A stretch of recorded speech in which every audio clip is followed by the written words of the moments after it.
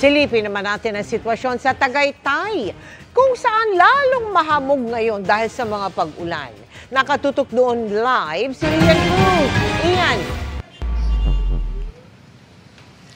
Mel, dahil nga sa mga pag-ulan ay mas kokonte yung mga turista na dumating dito sa Tagaytay kung ikukumpara sa mga nagdaang Pasko. Pero para sa mga nakarating dito, hindi man nila nakumpleto yung kanilang planong pamamasyal, yung magkasama-sama lamang daw yung kanilang pamilya at mga mahal sa buhay ay sapat na ngayong araw ng Pasko.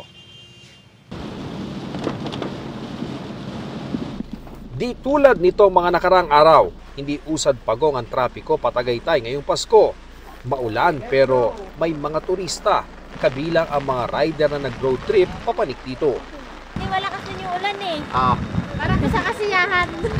Gayunman, ang pamilya ni Teng, hindi na itinuloy ang pagpasok sana sa People's Park in the Sky.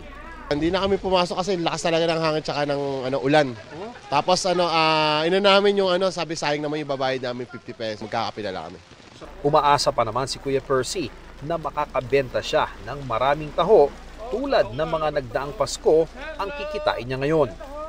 Nakakalungkot daw na di masyadong marami ang taong bumisita. Siyempre sir, inaasahan kasi namin talaga na maraming tao ngayon. Dahil malamig at maulan, pahamog ngayon sa Tagaytay.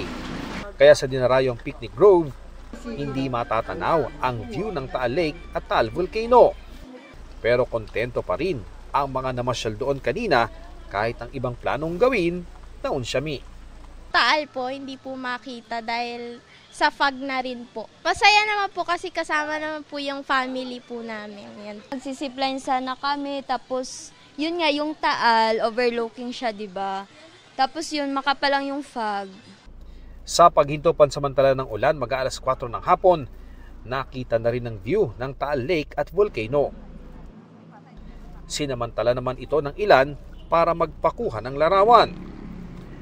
Ang iba, kagabi pa narito para sa Noche Buena kung kailan mas malamig. Pantapat dyan ang mainit na sabaw ng dinarayong bulalo. Bulalo ng Tagaytay. It's very famous. Masarap. Lalo na ang tawilis. The fresh tawilis. Pero ang ibang nagsiserve ng bulalo, naninibago rin sa nipis ng parokyano ngayong araw ng Pasko kumpara sa nagdaang Pasko. Pila po hanggang doon po talaga sir sa labas. Ang pila po hanggang alauna sir ng madaling araw, pila pa po talaga. Ngayon sir ay medyo kakaunti na po gawa ng maulan po. Mel, 21 to 23 degrees Celsius yung nadaramang temperatura dito sa Tagaytay sa maghapon at inaasahan nga na habang lumalalim pa yung gabi ay mas bababa pa o mas lalamig pa yung nadaramang temperatura dito sa Tagaytay. Merry Christmas mula sa aming team mula rito sa Tagaytay, Mel. Maraming salamat at maligayang Pasko, Ian Cruz.